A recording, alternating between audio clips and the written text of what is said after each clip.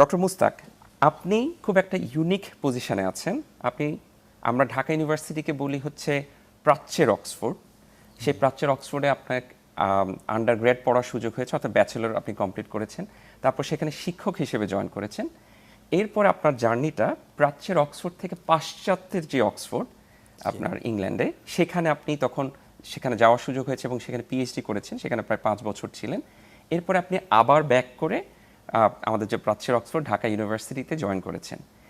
এই যে প্রাচ্য এবং পাশ্চাত্যের অক্সফোর্ড, এই দুই জায়গায় আপনার যে এক্সপিরিয়েন্স, সেই এক্সপিরিয়েন্সের আলোকে আমাদেরকে যদি একটু শেয়ার করতেন যে আপনার কাছে কি মনে হয়েছে যে আমাদের আসলে এই দুটো প্রতিষ্ঠানের মধ্যে পার্থক্য কীরকম, সিমিলারিটি কীরকম, এবং আমরা কি আসলেই আমাদের ঢাকা ইউনিভার্সিটি অর্থাৎ প্রাচ্যের যে অক্সফোর্ড, এটা কি এগিয়ে যাচ্ছে এবং কিভাবে এগিয়ে যাচ্ছে, এবং যদি কোনো জায়গায় কিছু ঘাটতি থেকে থাকে কোন জায়গায়, এটা নিয়ে যদি আপনার কিছু চিন্তাভাবনা আমাদেরকে সাথে শেয়ার করতেন প্লিজ।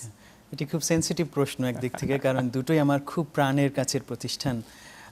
আমি ঢাকা বিশ্ববিদ্যালয়ের কাছে প্রচণ্ড কৃতজ্ঞ যে এই বিশ্ববিদ্যালয় বলা হয়ে থাকে যে আমাকে উঠতে সাহায্য করেছে, আমার ওড়ার জন্য প্রস্তুত করেছে।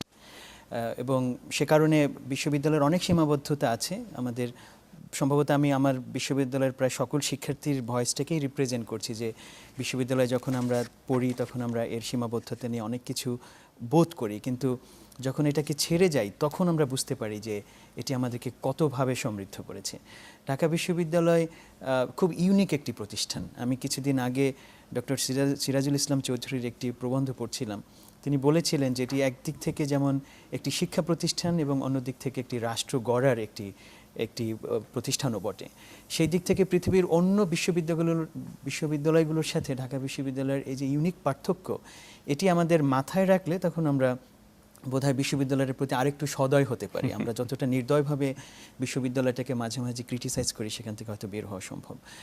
এবং পৃথিবীর আমার মনে হয় না আর কোনো দ্বিতীয় বিশ্ববিদ্যালয় আছে যেটি একটি রাষ্ট্রের জন্মে এতখানি গুরুত্বপূর্ণ ভূমিকা রেখেছে। সেই বিষয়টুকু রেখে আমি বলি যে ঢাকা বিশ্ববিদ্যালয়ের আমরা এই সব অবদান স্বীকার করে আমরা বিশ্ববিদ্যালয়টাকে বিশেষ করে যেখানে উত্তরণ করতে চাই, যেখানে দেখতে চাই, সেই জায়গাটা আমাদের জার্নিটা, আমাদের যাত্রাটা কিছুটা হলেও স্লো বা একটুখানি আস্তে আগাচ্ছে বলে আমার মনে হয়। কিন্তু আমি আশাবাদী যে এখন সাম্প্রতিক সময়ে বেশ কিছু উদ্যোগ হয়েছে। আমাদের বিশ্ববিদ্যালয়ের গবেষণা সক্ষমতা আগের তুলনায় অনেক বেড়েছে এবং আমি প্রায়শই গিয়ে বলি যখন গবেষণার প্রসঙ্গ আসে যে আমার বিভাগে জেনেটিক ইঞ্জিনিয়ারিং বায়োটেকনোলজি বিভাগে প্রায় 13 কোটি বা এর চেয়েও বেশি, মানে 14 থেকে 15 কোটি টাকার মতো যন্ত্রপাতি আছে, আধুনিকতম যন্ত্রপাতি, যেটা আপনি পৃথিবীর অন্য বিশ্ববিদ্যালয়গুলো অন্য একটি আধুনিক গবেষণাগারে পাবেন।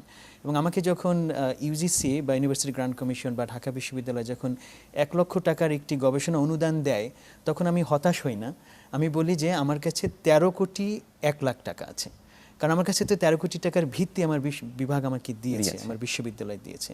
সুতরাং ওই মাইন্ডসেটটা যদি আমরা রাখি, তাহলে আমি মনে করি আমরা অটোমেটিক একটি শক্তি পাবো, যেটা দিয়ে আমি গবেষণার যে সক্ষমতা, সেটাকে আমি ভাববো যে আমার সক্ষমতা অনেক বেশি। অর্থাৎ অলওয়েজ একটা অপটিমিস্টিক এটা সম্ভব, আমাদের বিশ্ববিদ্যালয় সম্ভব। এবং অনেক সীমাবদ্ধতা সত্ত্বেও আমাকে কখনোই আমার বিশ্ববিদ্যালয় আমার গবেষণাকে বাধাগ্রস্ত করার ক্ষেত্রে কিছু করেনি, আমাকে বরং সহযোগিতা করেছে, এনকারেজ করেছে। সো যদি কিছু সীমাবদ্ধতা থাকে, সেটা হচ্ছে আমাদের মানসিক সীমাবদ্ধতা, আমাদের কালচারাল সীমাবদ্ধতা। গবেষণার জন্য একটি সংস্কৃতি দরকার হয়, সেখানে আমাদের আরেকটি বিস্তৃতি দরকার। সো এই জায়গাটা আমি বিশ্ববিদ্যালয়ের একটি পরিবর্তন প্রত্যাশা করি। আর অক্সফোর্ড বিশ্ববিদ্যালয়ের সাথে যদি আমি ওখানকার অভিজ্ঞতাটাকে বলি, সেখানে একটি স্বপ্নের জগৎ আসলে, এবং আমরা এটি স্বপ্নটাকে যারা আজকে তরুণ শিক্ষার্থীরা শুনছে তারা সহজেই কানেক্ট করবে। হ্যারি পটার যে সিনেমাটি আছে সেটাকে বলাই হয় অক্সফোর্ড বিশ্ববিদ্যালয় হগওয়ার্টস হিসেবেই অনেক জায়গায় পপ কালচারের, ক্রাইস্ট চার্চ কলেজে সেখানে শুটিং হয়েছে বা ওই জায়গাগুলোকে ব্যবহার করেছে ওখানে মডেল হিসেবে।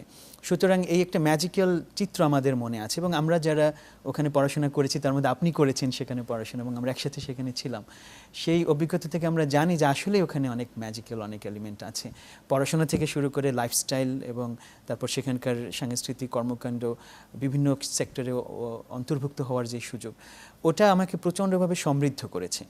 তবে আমি কখনোই অক্সফোর্ডের ওই এক্সপিরিয়েন্সের সাথে বাংলাদেশের এটাকে কখনোই তুলনা করি না, এবং ওখানে আমি যে অভিজ্ঞতা অর্জন করেছি সেটার থেকে আমি অনেক ইতিবাচক জিনিস নিয়ে এসেছি আমার ভেতরে, কিন্তু ওটা আমাকে কখনোই ব্যথিত করে না বা আমাকে কখনো আমার ভিতরে হাহাকার তৈরি করে না যে ওটা এখানে নাই, কারণ আমি জানি যে বাস্তবতাটা কী বাংলাদেশে এবং আমি সেভাবে নিজেকে মানিয়ে নিয়েছি। এটা আমার অ্যাকসেপ্টেন্স যে রেঞ্জ সেটার ভিতরে এটা অলরেডি ফিক্সড, Wonderful. যে আমি বাংলাদেশে আমি কি পাবো এবং সেটাকে আমি স্বীকার করেই আমি এখানে কাজ করছি।